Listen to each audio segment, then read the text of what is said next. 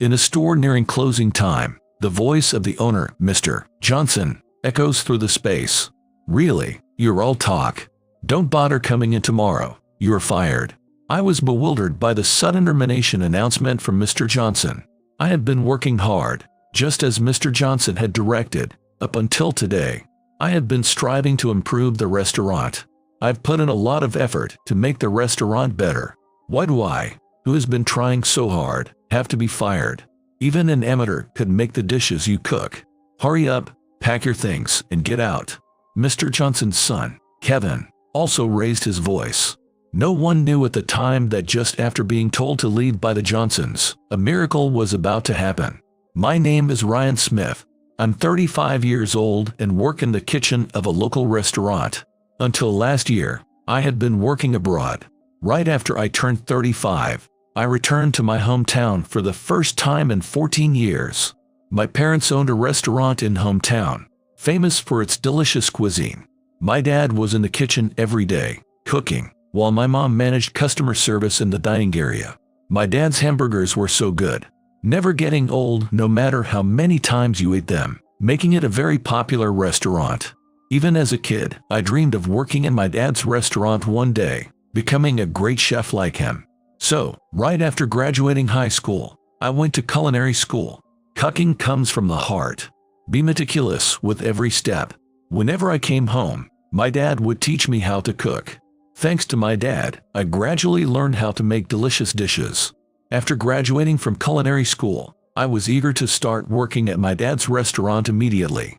But he looked at me sternly and said, "You need a bit more training. Go out, try a variety of delicious dishes, and remember their flavors." My dad was strict about cooking. To become a better chef, I decided to work abroad and delve into culinary studies. I traveled overseas and got a job at a restaurant. My dad, too, had traveled abroad alone before opening his current restaurant to train. So, he was very happy when I decided to go overseas. Even though I worked in a restaurant, I was just an assistant doing odd jobs. Washing dishes was my main task. Working overseas wasn't easy due to the language barrier, but aiming to work in my father's restaurant in the future, I diligently did whatever was needed. However, those days didn't last long. About 14 years after I started working in the overseas restaurant, I got a call from my mom. "Your dad collapsed in the kitchen. He's in the hospital now, and they're saying he's in critical condition." What? I couldn't believe my ears. How could my dad, who was always so healthy, be like this? I hurriedly prepared to return and flew back to the States that very day. As soon as I arrived back hometown, I rushed to the hospital. In the hospital room, my father lay weakly in bed, and my mother was exhausted. I desperately called out to my father, "Dad, it's me, Ryan." But there was no response from my father. Watching this, my mother said through tears, "He's been working so hard lately, hardly any time to sleep. It's because of that." All I could do was hold my mother.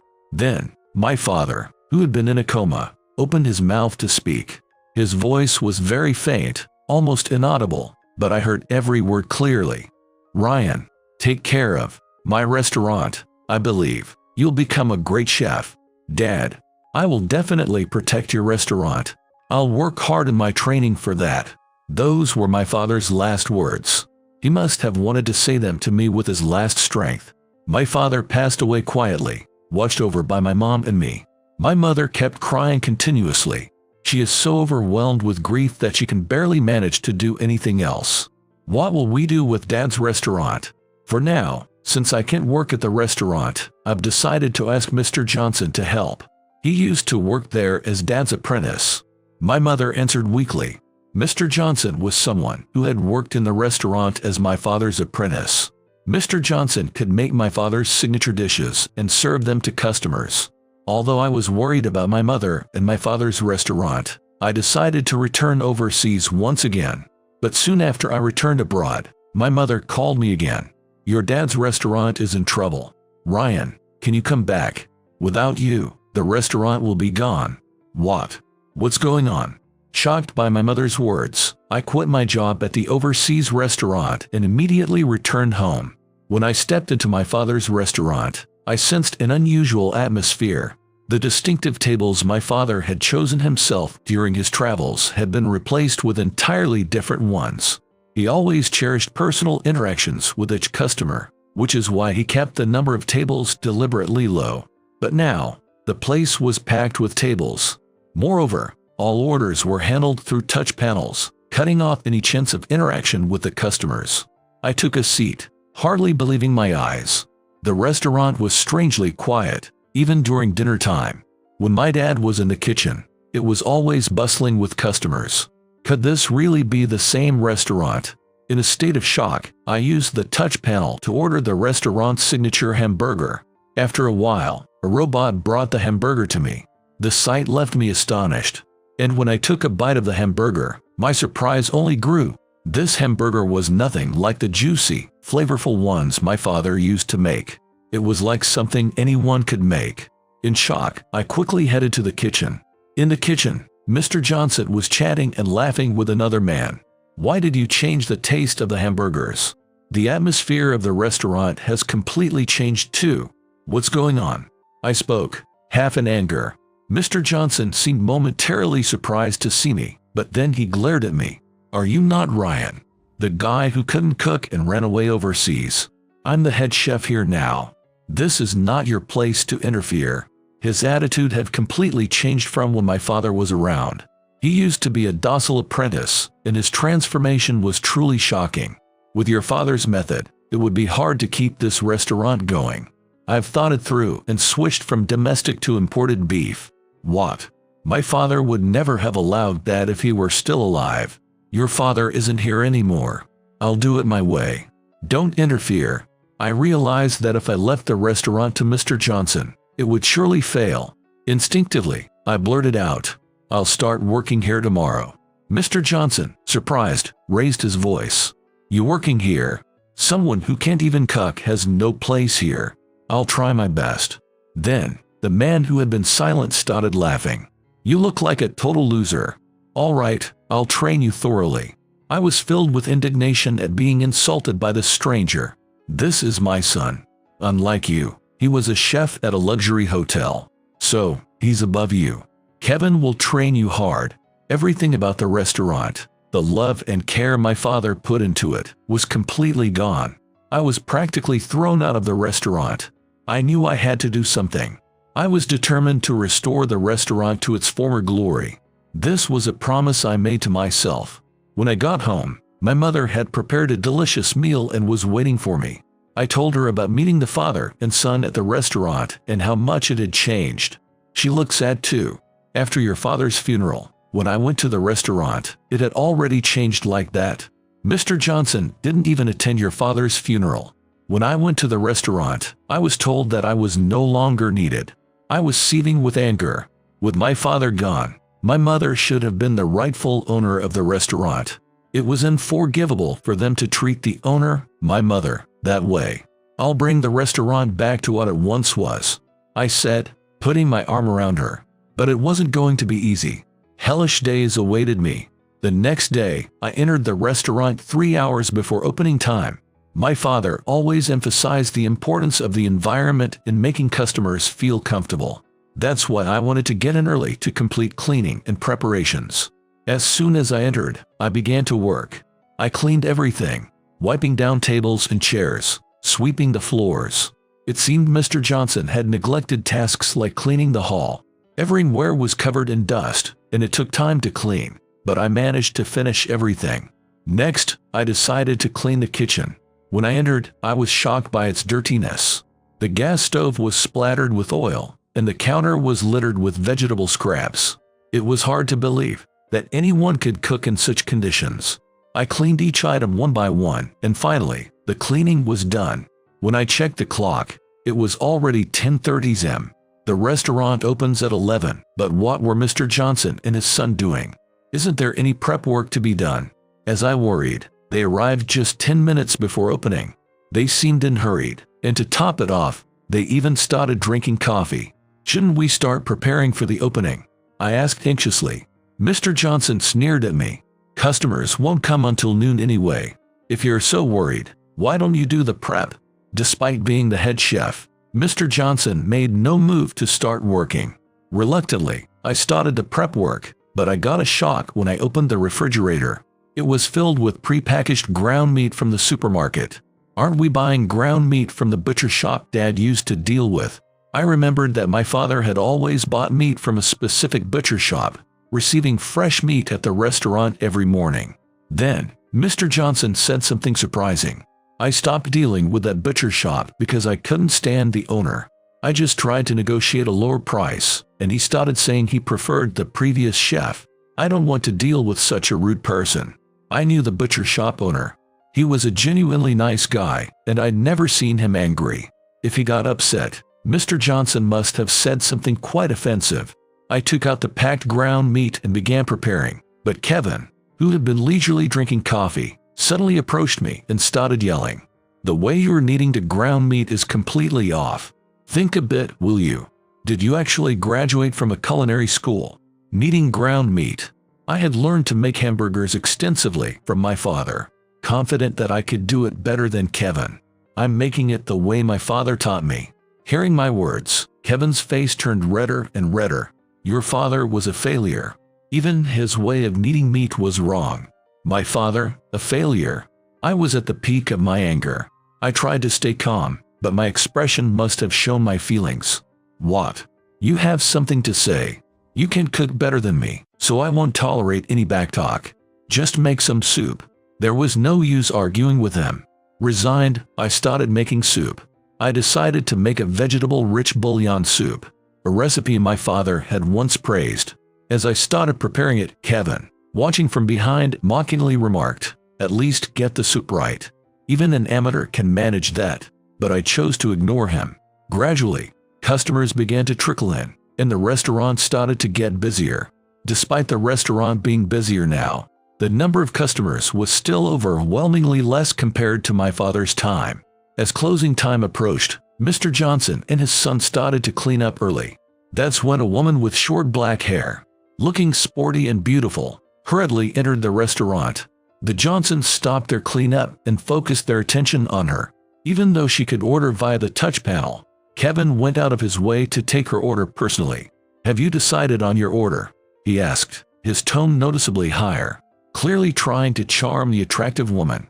It was uncomfortable to watch. Kevin, pleased, took the menu from her and came into the kitchen. "Hey, get the soup ready quickly," he ordered me arrogantly. He always wants to be in charge. I prepared the soup as he demanded and placed it on a tray. Kevin happily carried it to the woman. She started eating the hamburger on the tray. Both Kevin and Mr. Johnson watched her intently. However, after just one bite, she put down her spoon. I wouldn't want to eat a hamburger made by Kevin either. He watched her, looking unsettled. The woman, with a slightly disappointed expression, started to sip the soup. Suddenly, the look on her face changed from disappointment to surprise. That was when it happened. Kevin, who had been gazing intently at the woman, suddenly let out a loud yelp and was holding his finger. Apparently, he had hurt himself while distractedly gazing at her. I couldn't help but inwardly chuckle at his awkward mishap. "It hurts. I'm going to the hospital. You handle things here," Kevin exclaimed and rushed out of the restaurant.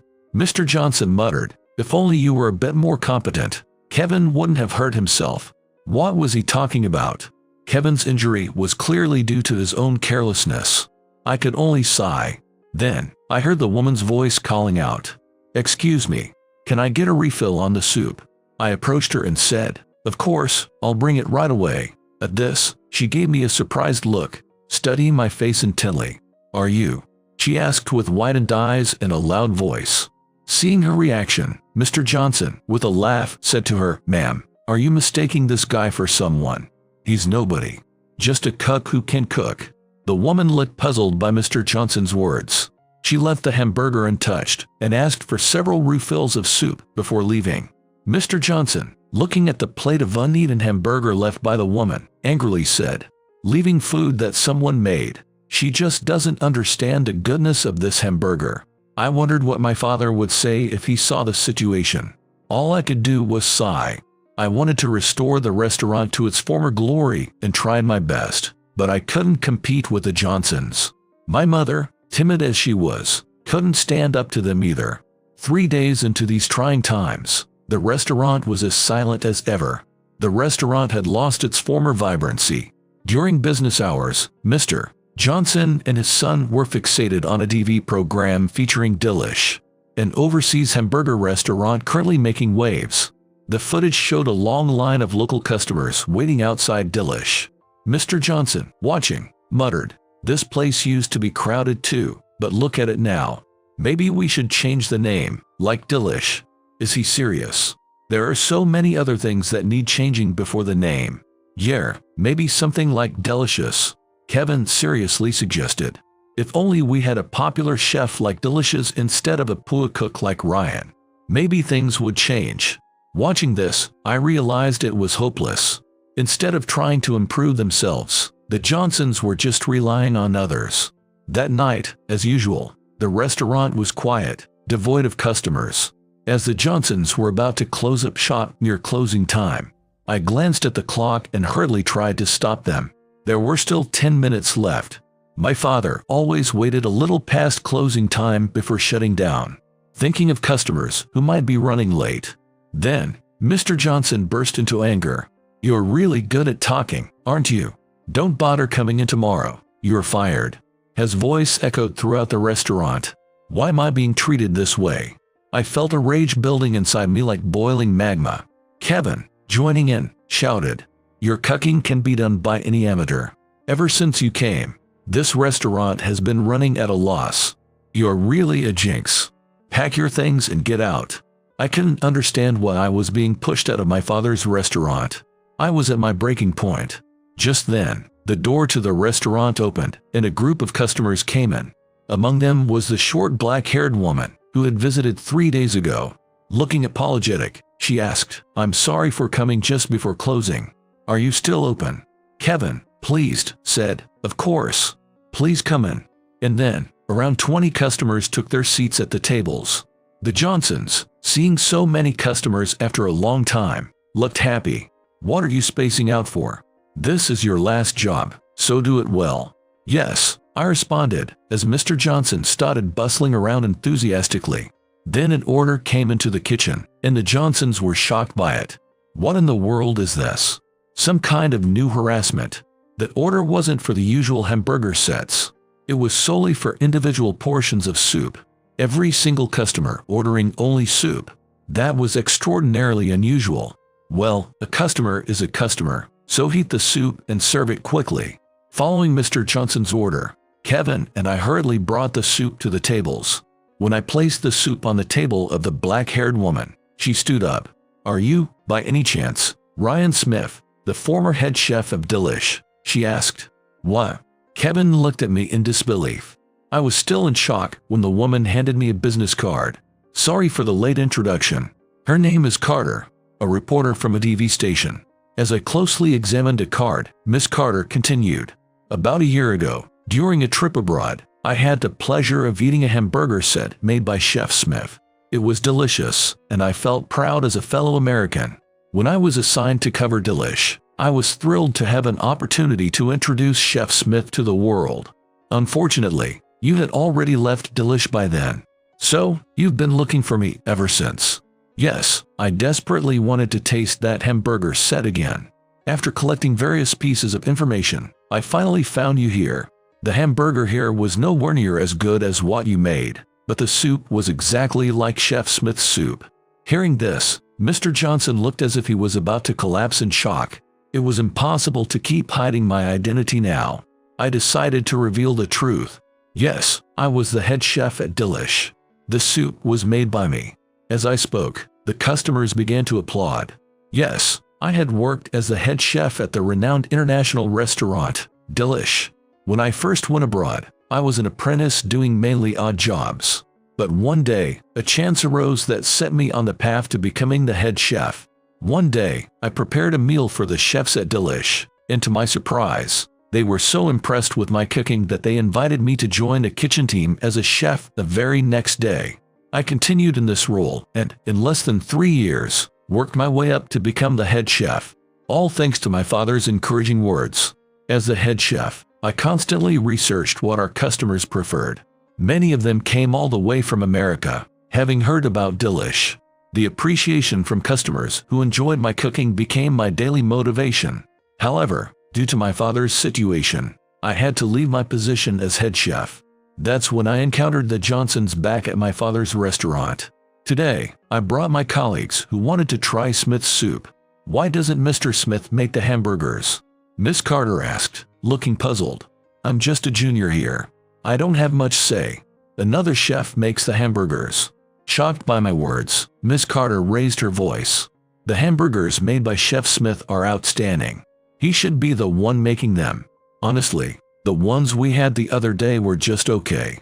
Hearing this, Mr. Johnson's face turned red. I don't care if he was the head chef at Delish or whatever. Just because he was a head chef doesn't mean he can make delicious hamburgers. He's just a failure. "Stop talking like you know everything." Mr. Johnson harshly rebuked Miss Carter, our customer. "It's unacceptable to treat a customer that way." Then, with a slightly angry tone, Miss Carter said, "If that's the case, let Mr. Smith make a hamburger for me. I'm sure it will be much better than yours." Glaring at Mr. Johnson, Kevin, having watched all this, said, "All right. Once you taste it, it'll be obvious," and told me to make a hamburger. I hurriedly began making the hamburger, but the only meat in the fridge was cheap, imported ground beef.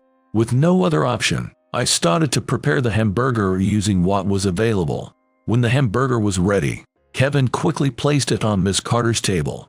She looked at it happily, sniffed it, and then took a bite, exclaiming in delight, "This is it. This is Mr. Smith's hamburger." Hearing her voice, Miss Carter's colleagues began to taste the hamburger and started to murmur in approval. "Wow, this is delicious. I've never tasted anything like this before." Seeing the customers' reactions, Mr. Johnson became furious. "I could make a hamburger like that. What's so great about it?" he shouted. Miss Carter calmly retorted, "The hamburger you made for me before is nowhere near as good as this one.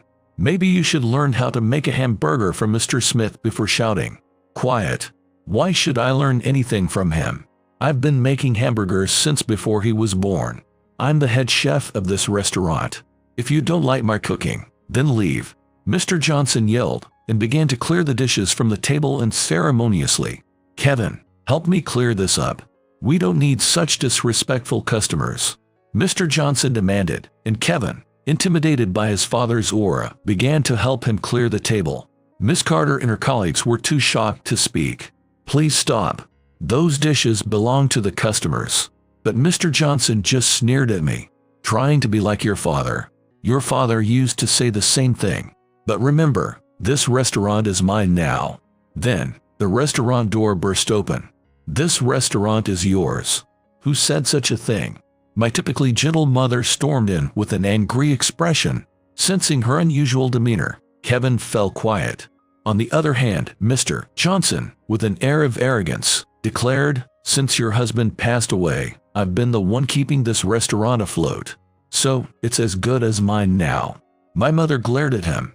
"This restaurant is not yours. It belongs to me and Ryan. It's what my husband left for us, and I have the deed to prove it. Don't presume to claim it as your own." Mr. Johnson, unable to accept this, retorted, "I have devoted years to this restaurant. Don't I have some right to ownership?" His entitlement was astonishing. Facing Mr. Johnson's unending selfishness, my mother played her trump card. "Have you truly been dedicated to this restaurant? Then what is this?" She showed Mr. Johnson an account book listing several unexplained expenses. The ledger showed entries of several $100s in unexplained expenses. Mr. Johnson's face turned pale and he began to stutter. I know nothing about this." My mother then revealed more evidence. Photos of Mr. Johnson and Kevin frequently visiting a racetrack. Suspecting the unexplained loss of thousands of dollars, my mother had hired a private detective to investigate them. Realizing he had no way out, Mr. Johnson fell silent. "Misusing the money my husband worked hard to earn. I cannot forgive that. You both are fired. Never come back to this restaurant." Kevin was utterly shocked by my mother's words, his eyes wide with disbelief. "We're the ones who have been safeguarding this restaurant. You haven't been protecting it at all. In fact, you're the ones ruining it. If things keep going like this, the the restaurant will surely fail. That's absolutely true. Mr. Smith should become the head chef immediately and turn this place around. It couldn't be. The Johnsons were stunned into silence at this. Miss Carter's colleagues, who had been watching our exchange from the beginning, gave us another round of applause. It was the moment peace returned to the restaurant. I shook hands with my mother, grateful for her intervention. "Mom, thank you so much. Because of you, we could save Dad's restaurant," I said, tears naturally flowing from my eyes. "If you hadn't called me, Ryan, I wouldn't have been able to become this strong. Thank you." I had reached out to my mother a few days earlier, fearing the restaurant would fail if things continued as they were. I earnestly persuaded my mother of the urgency. She agreed to come and had now taken a stand in front of everyone. My mother and I vowed to rebuild the restaurant again, and we made this promise in front of Miss Carter. "You surely can, Mr. Smith. When that happens, please let me feature this restaurant," Miss Carter said with a smile. After that, the Johnsons left the restaurant without ever fully accounting for the missing funds. After they left, my mother and I discovered something surprising while cleaning the restaurant. We found several discarded betting slips in the trash. It confirmed our suspicions. The two have been misusing the restaurant's funds for gambling. The realization that these two have been recklessly spending my father's hard-earned money on gambling angered me deeply. However, they would face the consequences of their actions. They had accumulated gambling debts, and now, without the restaurant, they were struggling with multiple part-time jobs to pay it back, yet still falling short. They were likely living a life on the run from debt collectors. It's a classic case of karma. No one knows what became of them afterward, but I hope they don't cause any more trouble for others. At my father's restaurant, I took over as the new head chef, and we restored the interior to its former state. Now, the restaurant is bustling again, with many of our old customers returning. Miss Carter visited for an interview, amazed at the transformation of the restaurant. Every day, I'm committed to honoring my father's legacy and keeping this restaurant thriving.